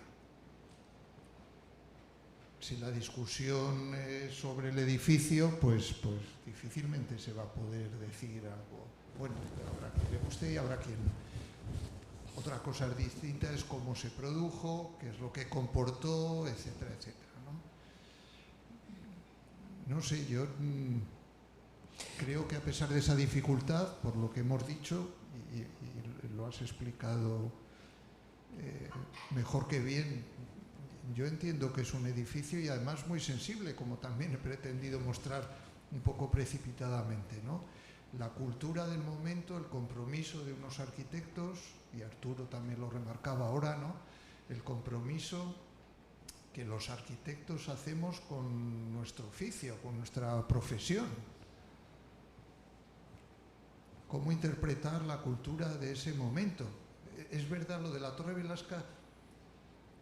Madrid siempre ha sido más alemana que italiana, igual que Barcelona siempre ha mirado a Italia, y pensemos en Coder, por decir un arquitecto, siempre en Madrid se ha mirado más el centro de Europa, las arquitecturas, y ellos, Lucho y Antonio, contaban sus viajes. Para ellos la arquitectura británica era una referencia y por supuesto habían ido a Marsella, lo que supuso Le Corbusier en aquellos momentos. Ellos lo sabían, y la atención a lo que se estaba construyendo en las revistas, todo ese mundo aprendido en las escuelas, pues yo creo que está presente en el edificio. Entiendo muy bien, yo creo que la sensibilidad de la época es la que nos lleva y nos conduce de un lado a otro, pero Tomás, decías antes, patrono de la Asociación del Patrimonio, de tal, yo creo que... Yo creo también que, bueno, evidentemente, esa excesiva volumetría, edificabilidad que bien ha puntualizado Juan, permite, saltándose la norma o haciendo una cacicada, como comentábamos antes. Para mí, yo sinceramente pienso que jugar con todo eso, me imagino a tu padre y a Lucho Miquel, arquitectos comprometidos con lo social allá donde estén, como demostraron con su obra y con su compromiso político, y con un promotor que seguramente les estaría apretando continuamente las claviscas para decir, oye, sácame de aquí, ponme aquí, sácame... O sea, yo creo que con todos esos ingredientes, con todas esas tensiones, con esa libertad que daba, entre comillas, esa permisividad, llegar a hacer esto, sinceramente me parece un logro. sinceramente me parece un logro. Pero yo creo que también, Carmen, te quería plantear, yo creo que ahí está, bueno, dejando un poquito, me parece que la hace también menos digerible como arquitectura el hecho de que sea una arquitectura que podamos, entre comillas, encajar dentro de lo que se puede llamar, o que llamamos los arquitectos brutalismo, en el sentido que es una arquitectura seca, áspera, abstracta, un tanto antipática, en el sentido de casi con ninguna concesión, porque ¿por qué es más fácil de entender, con independencia de que, claro, de que su altura y con su volumen es más recatado, la amabilidad que transmite la Transmediterránea o edificios como Almacenes Sermu, el cine municipal, en fin, o la propia Escuela de Norte? Yo creo que la amabilidad de esas arquitecturas no está aquí. Esta arquitectura tiene un compromiso con otro lenguaje de la arquitectura diferente. Tú lo cuentas también, o lo contáis en la exposición y en tu artículo, y me parece que, claro, eso es un hándicap añadido para este edificio, ¿no? No sé qué piensas, o qué pensáis. Que al final es un lenguaje muy desconocido para los gaditanos, y lo sigue siendo. Entonces, al final, entenderlo es difícil, pero creo que a través del conocimiento pues se puede llegar a entenderlo. Claro que conocíamos que las ordenanzas había unas limitaciones que no responden a la Casa de los Palos, pero pues no sabemos de qué forma, pero al final se hicieron eso, la volumetría de esa forma. A mí lo que más me llama la atención dentro de esta pereza y de esta antipatía, vamos a llamarlo así, que pueda tener la casa hacia la ciudad en cuanto a imagen, es que todo eso se torna amabilidad cuando cruzas el umbral. O sea, yo creo que no creo que haya muchos portales en este país con la elegancia, con la calidez, con la manera de entender que es una zona común que tiene este edificio. Sinceramente lo digo, creo que conozco un poquito de la arquitectura española contemporánea, pero a mí me sorprendió muchísimo la primera vez que entré allí, y yo creo que sorprendería a cualquiera que no lo conozca, ¿no? Porque es un portal que sabe jugar con la luz, lleva el palo al interior también, tiene muchísimas filiaciones con arquitecturas escandinavas, con arquitecturas japonesas.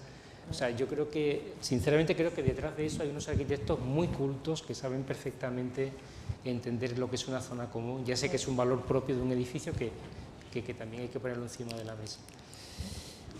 Bueno, Juan, sí. Yo quisiera rogar a la Junta de Gobierno de este colegio que aclare las cosas, porque hoy en el Diario de Cádiz, en una página que se entiende que está redactada por el colegio, dice que este edificio cumple las ordenanzas, y eso no es cierto. Y eso es muy grave, que un colegio de arquitectos diga eso cuando no es cierto. Por favor, vamos a aclararnos, ¿eh? Muy bien.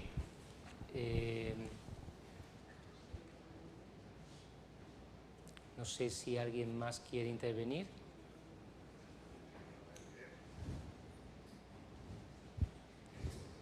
De los que estáis en streaming, ¿alguno queréis coger la palabra?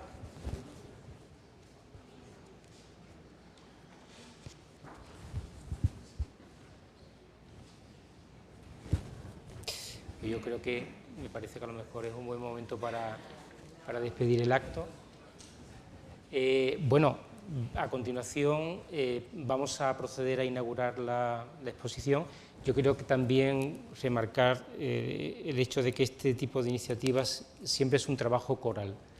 Es un trabajo en donde intervienen, por un lado, la persona que hace la investigación, por supuesto el tutor que la conduce, pero también que a continuación, como decías Pilar, se convocó una beca para el diseño de la exposición, que ganó Maripis Rodríguez y que ha colaborado con Carmen para llevarla a cabo, y creo que merece mucho la pena verla. Está muy bien concebida, gracias al guión expositivo que tú trazaste, pero también la fotografía, no quiero olvidarme de Francis Sánchez Castro, que habitualmente colabora con nosotros, arquitecto y fotógrafo en el testimonio gráfico de estos edificios. Y bueno, seguramente, antes lo has dicho, ¿no?, que todas las instituciones y las personas que han prestado su apoyo para que esto sea una realidad. Pablo, si quieres, despides.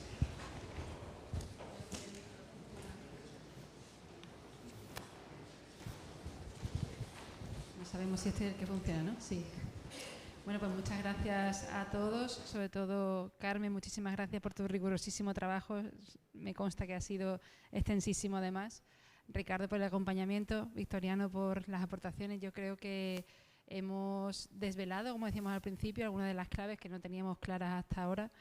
Juan, gracias por las aportaciones. Yo creo que habrá que rectificar las cuestiones que haya que rectificar, obviamente. Muchas gracias, porque además siempre haces aportaciones de muchísimo nivel y te lo agradecemos. Simplemente, por balance, que este es el 5º episodio, llevamos 5, contar alguna cuestión que es común a todos los episodios, que yo creo que hoy ha salido también, como por ejemplo esa cuestión del arquitecto de oficio, de no de primer nivel, a lo mejor, pero de segunda fila, pero que a nosotros desde el colegio nos importa mucho. Como hay muchas cuestiones en común, pero hay una con la que me quedo, el roce que produce en los usuarios el contacto con estos edificios. Hoy Juan lo ha dicho, y es que ellos quieren su edificio porque es suyo, independientemente de lo bonito o feo que les pueda parecer. Y creo que esta iniciativa, y en concreto hoy este conversatorio, habla de contar algo que es nuestro y que lo queramos porque es nuestro, además de explicar todas las cuestiones que hemos puesto sobre la mesa y del rigor. Yo creo que ahora en un siguiente paso, cuando pasemos a la exposición, se entenderán muchas más cosas de las que se han entendido ahora y mucho más cuando leamos el catálogo y veamos todo el trabajo que hay detrás. Muchas gracias a todos. Gracias.